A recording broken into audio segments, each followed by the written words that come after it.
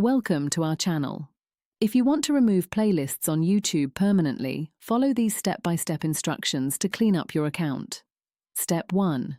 Open your web browser and navigate to youtube.com, then sign in to your Google account. Step 2. Click on Library in the left sidebar to view all your saved playlists and watch history. Step 3. Scroll down to the Playlists section to see all playlists you have created or saved. Step 4. Find the playlist you want to delete and click on the 3 vertical dots next to its name. Step 5. Select Delete Playlist from the drop-down menu. Step 6. YouTube will ask you to confirm this action with a warning that deletion is permanent and cannot be undone. Step 7.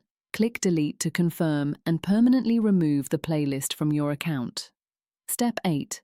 Note that deleting a playlist will not delete the individual videos themselves, only the playlist collection. Step 9.